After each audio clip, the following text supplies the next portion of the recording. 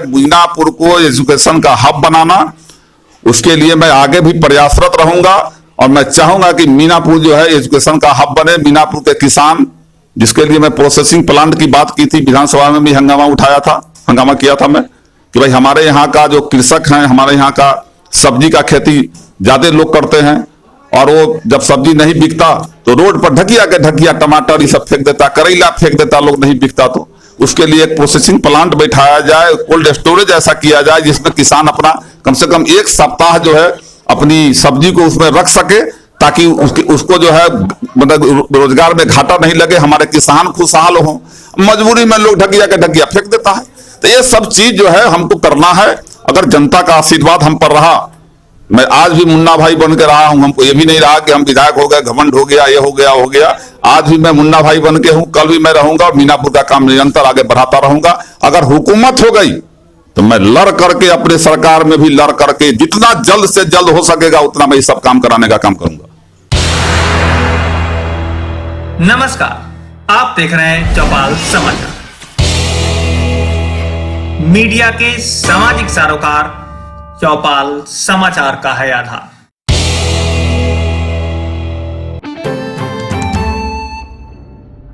नमस्कार, चौपाल समाचार की खोज खबर में आप सभी का स्वागत है। आज चौपाल समाचार की खोज खबर टीम पहुंची है मुजफ्फरपुर जिला के मीनापुर विधानसभा क्षेत्र में, जहां पर आज हमारे साथ बैठे हैं यहां के तत्कालीन विधायक राजीव कुमार उर्फ मुन्ना यादव जी। आप सभी शायद इनसे वाकिफ भी होंगे। ये पिछले लगभग 25 वर्षों से सामाजिक कार्यों में सक्रिय हैं और इस बार पिछले 5 सालों से लगभग जो पिछला कार्यकाल है उसमें ये विधायक के रूप में इस विधानसभा क्षेत्र में लोगों का सहयोग कर रहे हैं। तो सबसे पहले आपका स्वागत है हमारे इस कार्यक्रम में चौपाल समाचार। आप हमारे पास आए इसके लिए आपका भी बहुत बहुत स्वागत है और आपकी टीम को और जो भी दर्शक देख रहे हैं उनका मैं दिल से स्वागत करता हूं। धन्यवाद। मेरे दर्शकों की तरफ से भी और हमारे टीम की तरफ से भी आपको धन्यवाद। हम ये जानने का प्रयास करेंगे कि आपके पिछले कार्यकाल में, हम अपने दर्शकों को भी ये बता दें कि आज का जो ये चौपाल खोज खबर कार्यक्रम है, इसमें हम जानने का प्रयास करेंगे कि मुन्ना यादव जी अपने क्षेत्र में कौन कौन सा विकास का काम किए हैं और आगे आने वाले विधानसभा चुनाव, चूंकि ये अपने आप को इसमें लाएंगे ही, सामने प्रत्याशी के रूप में रहेंगे, संभव है और पब्लिक की भी ऐसी डिमांड है, हम लोगों ने जो देखा है उसमें ये आता है सामने। तो हम ये जानने का प्रयास करेंगे कि अब आने वाला विधानसभा चुनाव में किन मुद्दों को लेकर ये पब्लिक के बीच जाएंगे। तो सबसे पहले अभी चूंकि कोरोना की महामारी चली है और लगभग संपूर्ण विश्व इससे त्रस्त है, तो आपके विधानसभा क्षेत्र में कोरोना को लेकर कैसी समस्या है और कैसे आप इसका निदान निकाल रहे हैं, जी बताएं। देखिए, हम तो भरसक कोशिश किए। 27 मार्च से जब लॉकडाउन 23 तारीख को हमारे यहाँ लगा बिहार में, 27 मार्च से मैं अपने लोगों के बीच में जाना शुरू कर दिया और उसी समय से मैं आज तक लगा हुआ हूं। ये तो मैं जान रहा हूं कि हाँ, कोरोना महामारी जो है धीरे धीरे अपना पांव ज्यादा पसार रहा है। लॉकडाउन के समय में लोग सतर्क रहते थे। आज जब बीमारों की संख्या बढ़ रही है, कोरोना पॉजिटिवों की संख्या बढ़ रही है, चाहे वो जिला हो, राज्य हो या देश हो, तो थोड़ा देख रहे हैं कि लोगों में की निर्भीकता आ गई है। मैं आज फिर से लोगों को आग्रह करूंगा कि भाई आप देश के लिए एक नागरिक हो, लेकिन अपने परिवार के लिए पूरी दुनिया हो। और मैं आप लोगों से आग्रह करूंगा कि आप लोग अभी भी फिजिकल डिस्टेंस का पालन करो। एक नया नाम दे दिया, फिर कहेंगे तो कहिएगा कि फिर आप पक्ष विपक्ष की बात करने लगे। ये सोशल डिस्टेंस का मतलब होता है सामाजिक दूरी।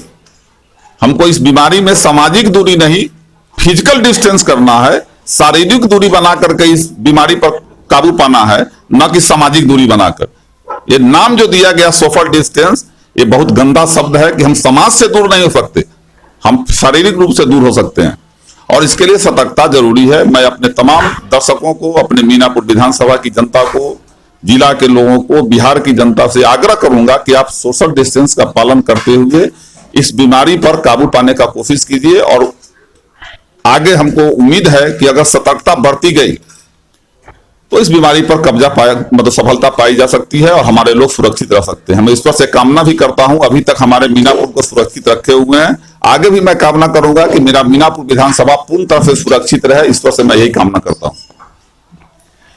अभी कोरोना की महामारी में बाहर से जो बिहार लोग आए हैं, लगभग आपके विधानसभा क्षेत्र में कितने लोग होंगे, आपको क्या अंदाजा?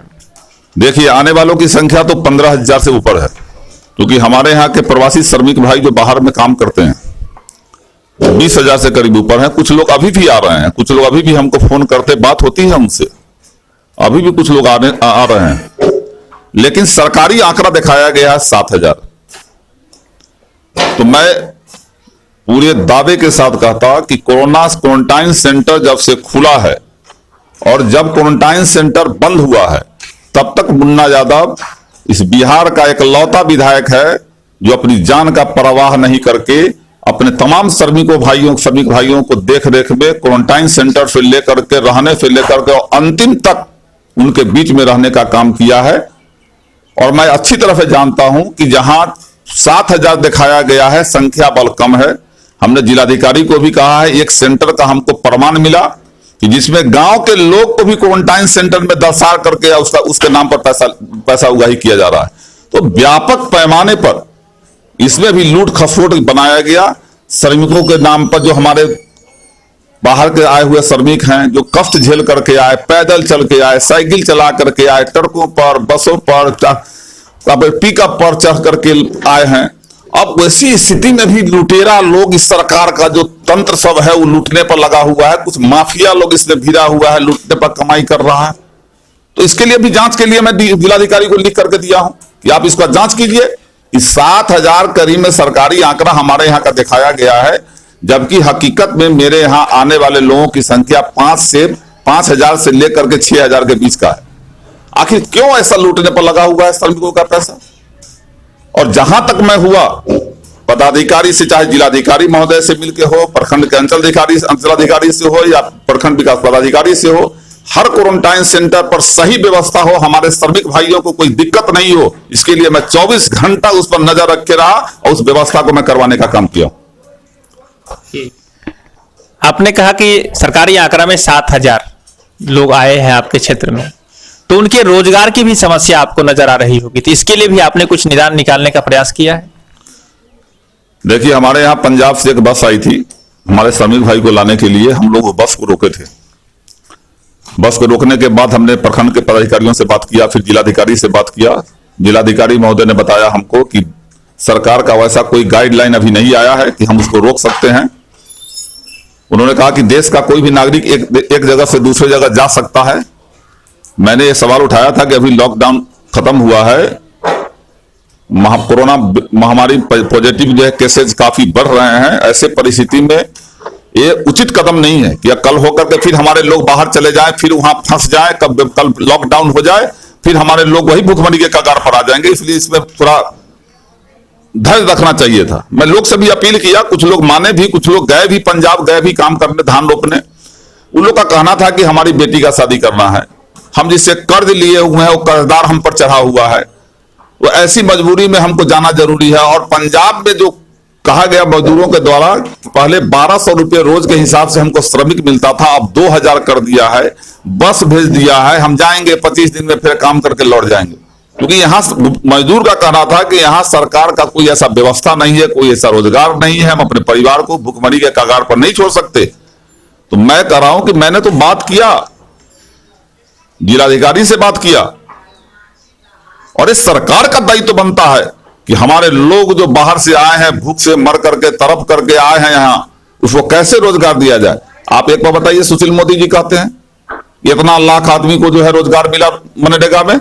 मैं दावे के साथ कहता हूं कि मीनापुर विधानसभा का सर्वे करा ले, अगर सैकड़ा में अगर बता दे हमको, तो मैं उस जगह को देखना चाहता हूं जहां सैकड़ा में मजदूर काम किया है। तो टोटल झूठ बोलना, झूठ बोल करके लोगों को गुमराह करना, बिहार की जनता को भुखमरी में मरने के लिए छोड़ देना और अपना पीठ अपने थपथपाना, ये तो गलत नीति है। आखिर सरकार की गलत नीतियों के कारण हमारे यहाँ के मजदूर, हमारे यहाँ के कारगर मजदूर भाई, जो जिनमें एक पर एक हुनर है बिहार को बढ़ाने का, उस हुनर का सरकार इस्तेमाल नहीं कर रहा है, जिसके कारण हमारे मजदूर बाहर भागे जा रहे हैं। जी, तो आप जो सारी बातों को बताया आपने, इसमें सरकार को आप दोष दे रहे हैं, ऐसा आप बताना चाहेंगे? बिल्कुल। तो कौन है, अभी हम कह रहे हैं कि हम विपक्ष में हैं, अगर हमारी हुकूमत होती तो मैं लड़ता और मैं करवाता काम, लेकिन हुकूमत तो अभी जो है हमारे खिलाफ है।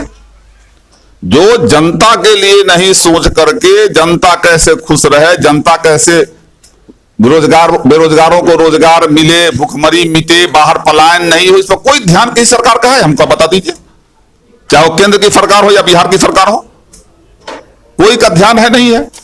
केवल सरकार अब चुनाव में लग गई, चुनाव के प्रचार प्रसार में मेरा आदमी बचा नहीं, बचेगा कैसे, इस पर कोई विचार नहीं है। लेकिन चुनाव कैसे होगा, डिजिटल रैली, ये वीडियो कॉन्फ्रेंसिंग, इस सब पर चल रहा है, इस्तेमाल हो रहा है।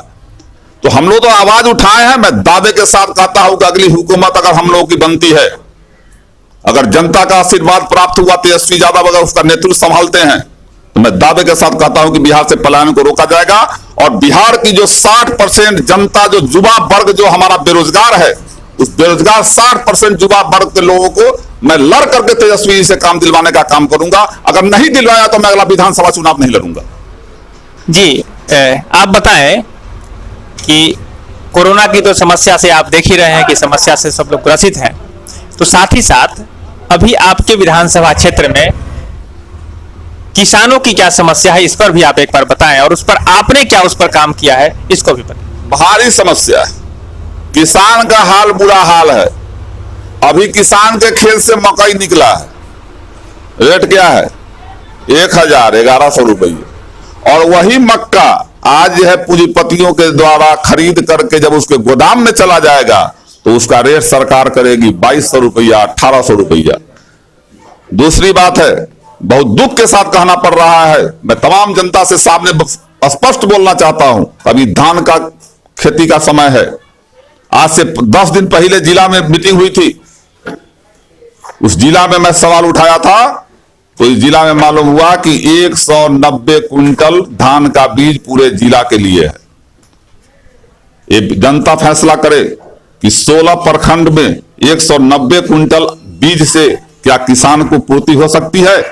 ऐसी सरकार जिसके पास न कोई डाटा है न कुछ है, 190 क्विंटल अनाज दिया, धान का बीज भेजा है, मूंग का बीज किसान को नहीं मिला, धैंचा का बीज नहीं मिला, सारा ऊपर से ऊपर सब बिचौलिया द्वारा बेचा जा रहा है। पदाधिकारी भी मस्त है और नीतीश कुमार की सरकार जो है वो भी मस्त है, किसान को अपने बेहाल की स्थिति पर छोड़ दिया। कहीं कोई सिंचाई का व्यवस्था नहीं है। क्या कहते हैं, अगली सरकार होगी तो मैं सिंचाई का व्यवस्था करूंगा। मतलब इनकी सरकार 5 साल पहले आई है क्या? हमको जवाब दे नीतीश कुमार, इनकी सरकार 5 साल पहले आई है, 15 साल हो गया इनकी सरकार का। जो आदमी 15 साल में कामयाब नहीं हो सकता, वो अब आगे का बात क्या करेगा? इसको अविलंब हटाने का जरूरत है और युवा चेहरा को लाने का जरूरत है। इसके रहते कुछ नहीं हो सकता। कहते हैं बाढ़ की तैयारी करो, मैं इतना बाढ़ में दे दिया, पहली बार बाढ़ आया है क्या?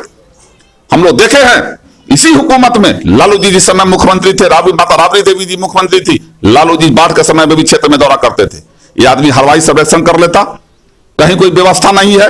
हम लोग हर साल देखते हैं कि बाढ़ के समय में क्या नाव का व्यवस्था नहीं रहता है। हम लोगों को कहा जाता है कि अपने योजना से नाव लिख दीजिए।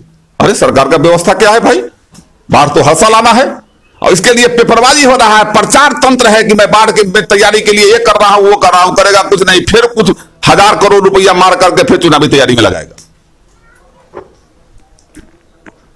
अभी तक आपने सरकार को कहा, उनको दोष दिया, सारी बातें कही। जी, अरे जी, घर के अगर हम गार्जियन है, हमारा घर में लोग दुखी रहेगा तो गाली किसको देगा? हम भी ना देगा।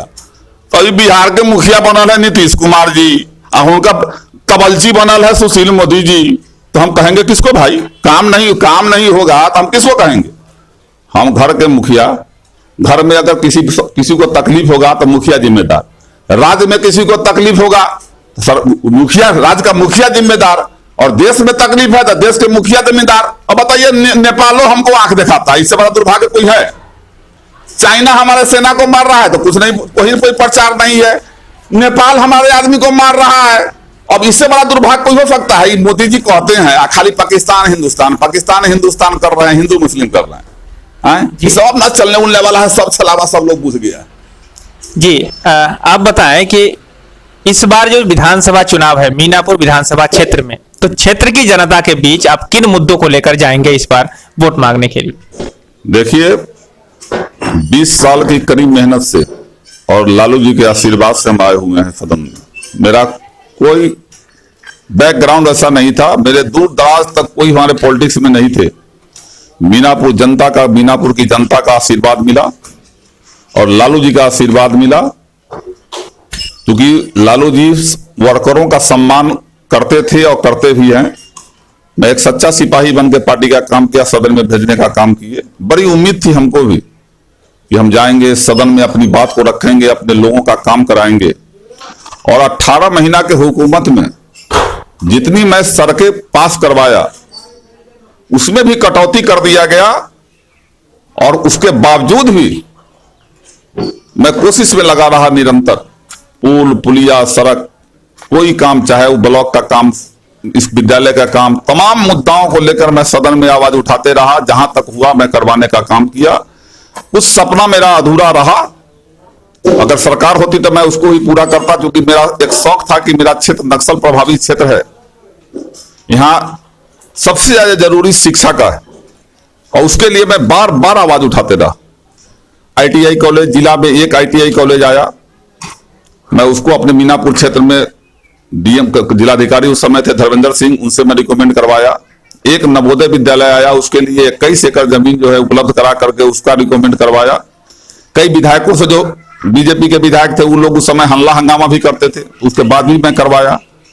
चांदपरना पुल, जो 115 करोड़ का पुल, सारा DPR तैयार करवा करके मैं ऊपर भेजवा दिया, और वहां मुख्यमंत्री जी उसको स्टॉप कर दिए। और हमको कहे, मैं खुद मिलने गया। मैं दावे के साथ कहता हूं कि आप कोई आदमी अगर वैसा हो जो जदयू के लोग हैं, बीजेपी के लोग हैं, वो जाकर मुख्यमंत्री से पूछें कि हमको उन्होंने कहा कि विधायक जी नदी को ज्यादा मत बांधिए, और उस फाइल को पेंडिंग कर दिया गया। तो ये कुछ सपना है हमारा, जैसे चांदपरना पुल, नवोदय विद्यालय, ITI कॉलेज, उसके बाद आपको हथियावर पुल, तालीमपुर पुल, माधोपुर पुल, कफेन पुल। बड़ी कोशिश करने के बाद कफेन पुल को पास करवाया। उस समय 7 पंचायत का डिमांड था कफेन पुल बनना चाहिए। बाद में जो है इनका आदत है कि करे कोई लड़े सिपाही या नाम हवलदार वाला, किए हम। और उस पर जो है जिस समय लोकसभा का चुनाव था उससे 6 महीना पहले उस पुल का हम टेंडर करवा दिए थे। फिर एक आदमी का टेंडर रह गया, उसके बाद वो टेंडर कैंसिल हुआ। फिर लोकसभा चुनाव आ गया तो बंद हो गया। फिर लोकसभा चुनाव के बाद मैं उसको टेंडर करवा के फिर पुल में हाथ लगवाया। कहा कि मैं करवा दिया। कहीं कोई करने वाला नहीं है। कुछ सपना मेरा अधूरा रह गया हुआ है, मीनापुर को एजुकेशन का हब बनाना। उसके लिए मैं आगे भी प्रयासरत रहूंगा, और मैं चाहूंगा कि मीनापुर जो है एजुकेशन का हब बने। मीनापुर के किसान, जिसके लिए मैं प्रोसेसिंग प्लांट की बात की थी, विधानसभा में भी हंगामा किया था मैं, कि भाई हमारे यहाँ का जो कृषक हैं, हमारे यहाँ का सब्जी का खेती ज्यादा लोग करते हैं, और वो जब सब्जी नहीं बिकता तो रोड पर ढकिया टमाटर ये सब फेंक देता, करेला फेंक देता, लोग नहीं बिकता। तो उसके लिए एक प्रोसेसिंग प्लांट बैठाया जाए, कोल्ड स्टोरेज ऐसा किया जाए जिसमें किसान अपना कम से कम 1 सप्ताह जो है अपनी सब्जी को उसमें रख सके, ताकि उसको जो है मतलब रोजगार में घाटा नहीं लगे, हमारे किसान खुशहाल हो। मजबूरी में लोग ढकिया फेंक देता है। तो ये सब चीज जो है हमको करना है। अगर जनता का आशीर्वाद हम पर रहा, मैं आज भी मुन्ना भाई बन के रहा हूं। हमको ये भी नहीं रहा कि हम विधायक हो गए, घमंड हो गया, ये हो गया। आज भी मैं मुन्ना भाई बन के हूं, कल भी मैं रहूंगा, और मीनापुर का काम निरंतर आगे बढ़ाता रहूंगा। अगर हुकूमत हो गई तो मैं लड़ करके, अपने सरकार में भी लड़ करके, जितना जल्द से जल्द हो सकेगा उतना मैं सब काम कराने का काम करूंगा। जी, तो आपने तो ये बता दिया कि विधानसभा चुनाव में किन मुद्दों को लेकर जाएंगे। साथ ही साथ आप हमारे दर्शकों को ये भी बताएं, क्योंकि हमारे चौपाल समाचार के माध्यम से ही कई लोगों ने यह कहा है कि आप जनता की बात विधानसभा तक पहुंचाने में अक्षम रहे हैं, वहां तक बात आपने नहीं रखी है। तो आप मेरे दर्शकों को बताएं कि आपने किन मुद्दों को, सीधे सीधे शब्दों में किन मुद्दों को आपने विधानसभा के पटल पर रखा है। मैं एक बात बता दूं आपको, मीनापुर के तमाम लोगों से मेरा आग्रह है कि आप 30 साल का रिकॉर्ड उठा लीजिए। जितना सवाल मैं 4.5 साल में किया हूं, 30 साल में आपके विधानसभा में सवाल नहीं हुआ। और जनता से जुड़ा हुआ कोई भी मामला, इवन बनैया शुगर और नीलगाय से जो क्षति हुआ है, इसके लिए भी मैं विधानसभा में आवाज उठाया हूं। सिंचाई की सुविधा नहीं है, इसके लिए भी आवाज उठाया। जो ट्यूबवेल किसान के, जो स्टेट ट्यूबवेल पड़े हुए हैं, बंद पड़े हुए हैं, चाहे उद्धव सिंचाई योजना के तहत जो बागमती नदी पर 7 ट्यूबवेल पड़े हुए हैं, इन तमाम मुद्दाओं को मैं विधानसभा उठाने का काम किया। शिक्षा के मामला को उठाने का काम किया, स्वास्थ्य के मामला को उठाने का काम किया। कोई भी ऐसा जुड़ा हुआ मुद्दा अगर आम जन हमको बता दे जिस मुद्दा को हम विधानसभा में नहीं उठाए हो, कहने के लिए तो आप अच्छा काम कीजिएगा तो ये लोग गाली देगा। जो विरोधी है उसका काम है गाली देना। जैसे लालू जी को गाली दे रहा है कि नहीं दे रहा है लोग, कर लालू जी के काम खोज रहा है। लालू जी इतना विश्वविद्यालय बनवा दिए, जिला बनवा दिए, मतलब कि अनुमंडल बनवा दिए। आई 15 साल में वो मोतीपुर चीनी मिल नहीं चालू कर पाए, मोतिहारी चीनी मिल चालू नहीं कर पाए, सारा चीनी मिल बंद पड़ा हुआ। आई कहते विकास किए विकास किए। तो अपना ठपठपाना नहीं, विरोधी का काम है हल्ला करना। लेकिन मैं तमाम लोगों से आग्रह करूंगा कि आप कोई भी आदमी अगर आपको लगे कि हाँ हमने उस मुद्दा को नहीं उठाया है तो अभी भी हमको फोन करके बता दें कि विधायक जी आपने जनहित से जुड़ा हुआ यह मामला नहीं उठाया। अभी मीनापुर क्षेत्र में आपराधिक घटनाओं को लेकर आपकी क्या प्रतिक्रिया रही है? क्योंकि पीछे कई घटनाएं घटी है जो निंदनीय रही है, तो आप उस पर क्या कहना चाहेंगे? देखिए, अपराध कोई सरकार नहीं रोक सकता, लेकिन हमने भरसक कोशिश किया। पहले आप पता लगा लीजिए कि हमारे यहाँ रात रात भर लोग जगता था। 10-10, 20 आदमी, 25-25 आदमी का टोली बना करके टॉर्च जलाता था। रात रात भर हमारे घर की मां बहनें नहीं सोती थी। लोग जो है दरवाजे, घर छोड़ करके दरवाजे पर चले जाते थे। डकैतियां होती थी, मतलब चोरी हो रहा है, डकैती हो रहा है, सारा चीज होता था। नक्सल वारदातें होती थी। हम मानते हैं कि 1-2 घटनाएं हमारे यहाँ निंदनीय हुई है। मैं पूरी ताकत लगा दिया कि अपराधी चाहे कितना भी बड़ा हो उसको बख्शा नहीं जाएगा, और मैंने उसको गिरफ्तार करवाने के लिए काफी संघर्षरत करके कोई भी अपराधी बता दे कि जिसकी गिरफ्तारी मैं नहीं करवाया हूं। लेकिन घटनाओं की बात जब हो रही है तो आप मेरे थाना में जाकर के 2-3 थाना 4 थाना है मेरे अंडर में जो मेरे क्षेत्र में पड़ता है, आप वहां जाकर रिकॉर्ड देख लो कि 15 साल में जितनी घटनाएं हुई, आप उसका एवरेज मिला करके देख लो कि हमारे यहाँ एक थानेदार थे मिश्रा जी, जब डीआईजी का रिव्यू हुआ था तो उनको गाली दिया गया था। मिश्रा जी अभी बेचारे शहर में ही हैं, थाना प्रभारी हैं, लेकिन उन्होंने कहा कि हमको डीआईजी गाली दिया है। हम कहे भाई क्यों गाली दिया? तो कहता है कि तू केस नहीं एंट्री करता है क्या, तुम्हारे थाना में केस नहीं हो रहा है। और बोलने के लिए हाँ 1-2 घटनाएं निंदनीय हुई है। जैसे तुर्की का घटना हुआ, हमारे हरका में मीनापुर हॉस्पिटल के नजदीक में गोली चला दिया। तुर्की की घटना हुई, जगदीश गुप्ता के बेटा का हत्या हुआ। मैं भरसक कोशिश किया, चाहे कोई भी अपराधी हो उसकी अरेस्टिंग हुई, हमने पूरी ताकत लगाया। तो किसी भी अपराधी से ना मुन्ना यादव कभी सांठगांठ किया है और ना मुन्ना यादव का सांठगांठ कर सकता है, उसकी मैं परवाह नहीं करता। अपराधियों से कोई भय हमको मुन्ना यादव को नहीं रहता है, और आगे भी अपराध के खिलाफ लड़ते रहेंगे। शिक्षा को लेकर, शिक्षा के सुधार को लेकर आपके पिछले जो 4.5 साल के कार्यकाल रहे हैं उसमें आपकी क्या प्रतिक्रिया रही? कैसे आपने काम किया शिक्षा सुधार के लिए? अच्छा, एक बात हमको बताइए कि हमको जो जरूरत है हम किसको कहेंगे? सरकार को। समीक्षा बैठक 2 बार हुआ, वो दोनों समीक्षा बैठक में मैं आवाज उठाने का काम किया कि मीनापुर के विधानसभा क्षेत्र में हर उच्च विद्यालय, माध्यमिक विद्यालय में विषय वाई शिक्षक नहीं है, और जिला में एक विषय के 10-10 शिक्षक बैठल हैं, डिप्टेशन करा के अपने बाल बच्चा को शहर में पढ़वाते हैं, और वहीं जो है डिप्टेशन पर चल जाते हैं और वहीं से अपना जो है हाजिरी बनाते हैं। मुख्यमंत्री जी के समक्ष बोला, जिलाधिकारी को लिख करके दिया, मुख्यमंत्री जी ने जांच का भी आदेश दिया कि अविलंब इसका जांच किया जाए, डिप्टेशन को खत्म किया जाए और देहाती क्षेत्र में शिक्षकों को पूर्ण किया जाए। मैं दावे के साथ कहता हूं कि जब मुख्यमंत्री का बात जब पदाधिकारी नहीं मानता हो तो हम लोग की क्या औकात है? हम लोगों ने सदन में भी उठाने का काम किया इस मामला को कि हमारे यहां विषय वाई शिक्षक नहीं है। तो सारी मुद्दा को मैं रखा हूं। ये सरकार शिक्षा और स्वास्थ्य से मतलब नहीं है, इनको मतलब है साइकिल बांटा, पोशाक बांटा, और टीवी पर दिखाएंगे मैंने साइकिल बांटा, मैंने पोशाक बांटा, एगो दिखाएंगे कि मैंने सिलेंडर बांटा, उज्ज्वला योजना। क्या किया? सब्सिडी खा गए। 400 के सिलेंडर 350 के सिलेंडर 1000 में दबा रहे हैं। अब उस सिलेंडर का सब्सिडी खा के अब वो बेचारी गांव घर के महिला कहती है, अभी भी पत्ता बटोर रही है, लेढ़ा चुन रही है, अभी मकई का खेती हुआ है, अभी मकई का दौनी हुआ है, सब लेढ़ा चुन रही है। काहेला? तो पैसा थोड़े है कि 600 रुपया लागे, हम 600 रुपया लगा के सिलेंडर खरीदे, फिर चूल्हा फुकाइए रहा है, फिर अखवा में धुआं लगिए रहा है। ये मोदी जी या नीतीश जी, आपको जनता देख रही है, आएगा समय बता देगा। हम लोग सब देख रहे हैं जमीन पर, जमीन के लोग हैं, गांव में सिलेंडर बिक रहा है, गरीब लोग जो है 400-500 में 500 सिलेंडर घर के बेच रहा है, अब सब मोदी जी ले जाए उठा के।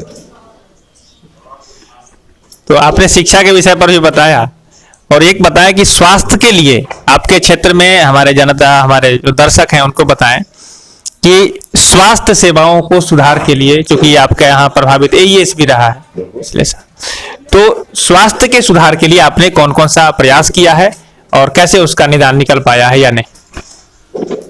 अपने स्वास्थ्य का मामला भी पीएससी के मैं उठाया था, जो कि हमारे यहाँ पीएससी में महिला डॉक्टर की कमी थी।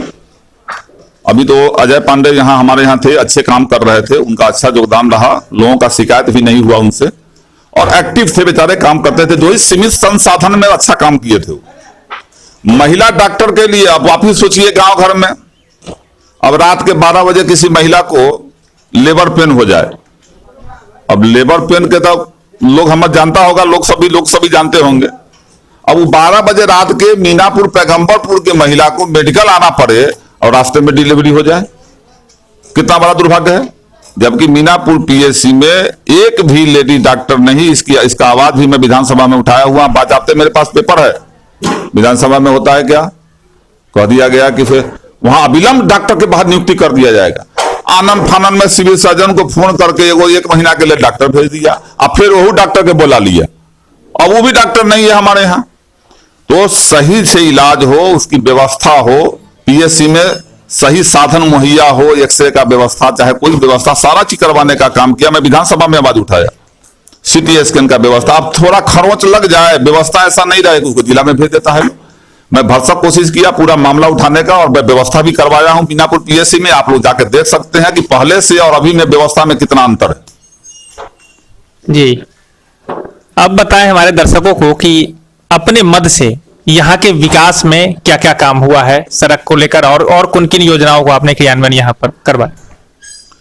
देखिए, अपने मद के अलावा और भी चीज सड़कें हैं, जैसे पीएमजीएसवाई है, एमएमजीएसवाई है, मुख्यमंत्री ग्राम सड़क योजना, प्रधानमंत्री ग्राम सड़क योजना, आरसीडी, ये तमाम से 112 सड़कें का मैं रिपोर्ट लिखा था अपने विधानसभा का, और 112 सड़कों को मैं क्रियान्वयन में ले आता, लेकिन दुर्भाग्य से तब तक सरकार चली गई। 77 सड़कें मैं अपने विधानसभा का बनाने का काम किया हूं, पर्याप्त रिकॉर्ड है मेरे पास, जिसमें जीटीएसएनवाई का जब सरकार ने कहा कि गरीब के टोला तक संपर्क पथ होगा, तो मैं चूंकि वर्कर रहा 25 साल तक, हमको हर टोला हर घर की जानकारी थी मीनापुर का। इस बिहार में सबसे पहला 80 रोड जीटीएसवाई में, मतलब कि संपर्क पथ में 80 रोड मैं विभाग को लिख करके दिया, प्रधान सचिव के यहां, मंत्री के यहां। शैलेश कुमार मंत्री थे, हम लोग की सरकार थी, बैठक हुई तो उसमें कहते हैं कि विधायक जी आप तो सबसे पहले बिहार में लिख के दे दिए। हम कि भाई हम 20 साल तक दौड़ करके आए हैं, कहां कौन टोला में सड़क नहीं है इसकी जानकारी है हमको। 35 सड़कें हमारी चयन हो गई थी, सरकार जब चली गई तो निकम्मी सरकार उस 35 सड़क को छांट करके फिर हमारा 19 सड़क पास किया है। तो ये तो पूरा जीटीएसएनवाई सब सारी सड़कें हैं। हम लोग का योजना था 2 साल तक हम लोग को सड़क नहीं बनाना था, नहीं था बनाना, हम लोग का था चबूतरा, सीढ़ी घाट और सोलर लाइट गाड़ी सुनने वाला, ये वो के लगाइए 10 से गाड़ी सुनिए। अब मजबूरी था, पैसा भी खर्चा करना था। 2 साल के बाद हम लोगों को सड़क का काम मिला कि हाँ आप लोग सड़क भी बना सकते, पुलिया उलिया भी नहीं बना सकते, सरकार का दिशा निर्देश है। पहले था कि विधायक जी लोग अपने क्षेत्र में क्षेत्र के अनुसार जो चाहे काम करवा सकते हैं, अब बाउंड कर दिया गया है कि आप, सरकार लिस्ट भेजती है कि आप इतने काम कर सकते हैं, इससे आगे नहीं कर सकते हैं। तो उस लिस्ट के मुताबिक जहां तक हुआ, दलित, महादलित टोला, अल्पसंख्यक भाई के टोला जहां तक हुआ मैं काम किया उसमें। अगर हमको फ्री कर दिया रहता, आज बहुत सा जगह है छोटा छोटा पुलिया का जरूरत है, उस पुलिया के कारण आवागमन बाधित है, अगर हम लोग को फ्री किया रहता वहां पुल पुलिया बना देते। तो सरकार भी तो बॉन्ड करती है हम लोगों को ना कि हाँ आपको यही करना है। तो जो सरकार का दिशा निर्देश हुआ, जहां तो कभी सोलर कहा लगाने के लिए सोलर लगा दिए, कभी रोड बनाने के लिए तो रोड बना दिए, कहा सिटी घाट बनाने के लिए सिटी घाट बना दिए। अब इसमें हम लोग क्या कर सकते हैं? अगर हमको बॉन्ड नहीं किया रहता तब अपने मर्जी से करते तो जनता के सामने हम जनता की अदालत में दोषी होते। तो सरकार के गाइडलाइन का हम फॉलो किए। जी, अब आखिरी सवाल है कि आप अपनी जनता को, इस बार जो विधानसभा चुनाव में जाएंगे तो बहुत सारे युवा हैं जो अभी बाहर से आए हैं, जिनको रोजगार की आवश्यकता है, उसे और आगे कुछ सूझ नहीं रहा, क्या विकास किया आपने पिछले 4.5 साल, वो बातें एक तरफ रह गई। और अभी जो हमारे दर्शक भी देख रहे हैं, तो आप सभी समझ रहे होंगे कि मेन मुद्दा अभी आ गया है, जो बाहर के लोग आए हैं यहाँ पर उनको रोजगार सही से मिले और साथ ही साथ यहाँ की सारी व्यवस्था भी ठीक ठाक चले। तो इन मुद्दों को लेकर आपने क्या हमारे युवा दोस्तों, साथियों और यहाँ के जनता को कहना चाहेंगे, विशेषकर जो रोजगार चाह रहे हैं? देखिए, सबसे पहले मैं अपने विधानसभा की जनता को दिल से बधाई देता हूं और मैं आशा करता हूं कि आगे भी उनका डिसीजन सही होगा, क्योंकि 30 वर्षों के बाद ये पहली बार हुआ है मीनापुर में कि जात पात को मैं मिटाने का काम किया। एक भी आदमी कोई बताते जो मुंडा यादव कभी किसी जात पात की बात किया हो, और दोषी चाहे कोई भी हो, मेरा अपना सगा भी हो, मैं उसके भी खिलाफ आवाज उठाया। जात पात को मिटा करके आपसी भाईचारा काम करने का मैं भरसक कोशिश किया। हमसे हमारे खिलाफ जो लड़े हमारे भाई जो मीनापुर के थे, मैं उनसे भी अच्छा संबंध बना के रखा। तो पहले था कि हमको आपसी जातीय तनाव को खत्म करना, जिसका फायदा जो है पॉलिटिकल लोग उठाता था कि एक जात में कुशवाहा है, एक जात में जादव है, तो जादव को जो है इधर छांट के रखो, उधर कुशवाहा को छांट के रखो, उधर फलाने जाति को छांट के रखो। मैंने छांट छूट का राजनीति बंद किया हूं। अगर ऐसा नहीं किया तो मीनापुर की जनता हमको बता दे।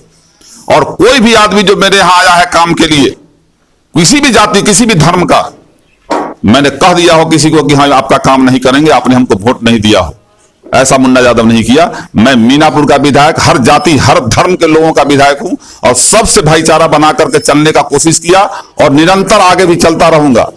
दूसरी बात है कि आपने कहा है कि आगे क्या उम्मीद करके आप जनता के बीच में जाएंगे, तो मैं पूरे भरोसा के साथ कहता हूं कि मेरा जो राजनीति सोच है, मैंने जो अपने राजनीति जीवन में मीनापुर में लोगों के बीच में दहशत, लोगों को प्रताड़ित करने का काम, लोगों को फंसाउल का खेल करने का काम जो देखा है, मुन्ना यादव इसका खिलाफ करेगा।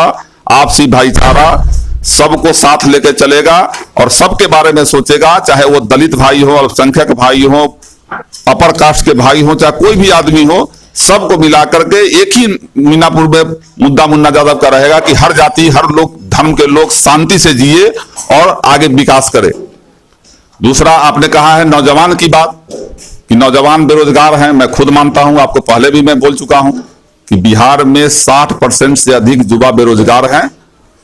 मेरी हुकूमत अगर बनती है, अगर लोगों का आशीर्वाद प्राप्त होता है, हम लोगों को हमारी सरकार बनती है, अगर हमारे मुखिया तेजस्वी जी मुख्यमंत्री बनते हैं, तो मैं दावे के साथ कहता हूं कि मीनापुर ही नहीं पूरे सूबे के बेरोजगारी को दूर किया जाएगा। उसके लिए प्लान तेजस्वी जी ने सारा प्लानिंग कर रखा है और उस प्लानिंग के तहत एक भी युवा बेरोजगार नहीं रहेगा।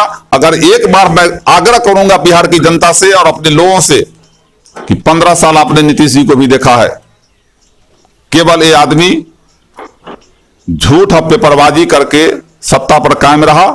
लालू जी के परिवार को नाम लेकर के गरीब का उत्थान किए लालू जी, बोलना सिखाए, गरीबों को बोलना सिखाए, गरीबों को मतलब अधिकार दिए। उनको प्रताड़ित इसलिए किया जाता है कि लालू जी गरीब की आवाज करते हैं। आज नीतीश जी बीजेपी के इसलिए प्रिय हैं कि उनके मुंह में मुंह मिलाए रहते हैं, उनके गाल में गाल मिलाए रहते हैं। बीजेपी जो कहता है सो करते हैं। 2 गो टोपी वाले हैं, एगो नीतीश जी टोपी पहने हुए हैं, तो एगो जो है उधर भगवा गमछा रखे हुए हैं और दोनों का तालमेल बड़ी अच्छा है। एगो हिंदुत्व करेगा, एगो अल्पसंख्यक करेगा और दोनों एक के चट्टा बट्टा है। इसलिए बिहार की जनता को आगाह होने की जरूरत है। नीतीश कुमार बीजेपी का एक अंग है जो आपके जो अल्पसंख्यक समुदाय, जो दबे कुचले सामाजिक न्याय के लोगों का वोट लेता है, और एक तरफ जो है भगवाधारी जो है हिंदू के नाम पर वोट लेता है, और दोनों के मिश्रण करके ये लोग राज करना जानता है। गरीब का अहित हो जाए, आरक्षण चला जाए, गरीब का प्रमोशन नहीं हो, दलित का प्रमोशन नहीं हो, एक शब्द नीतीश कुमार कोई बोलने वाला नहीं है। बीजेपी में बोलेंगे खिलाफ है, कान धकेंगे कुर्सी से हटा देगा। तो नीतीश कुमार जी बीजेपी का बी पार्टी है, इनको बीजेपी में मिल जाना चाहिए। बेकार के झूठों के जदयू पार्टी बना के रखे हुए अपने लोगों को ठग रहे हैं और इस बार लोग ठगाने वाला नहीं है। हमारी सरकार बनेगी, बेरोजगारी दूर होगी। जी, आपका बहुत बहुत आभार, धन्यवाद।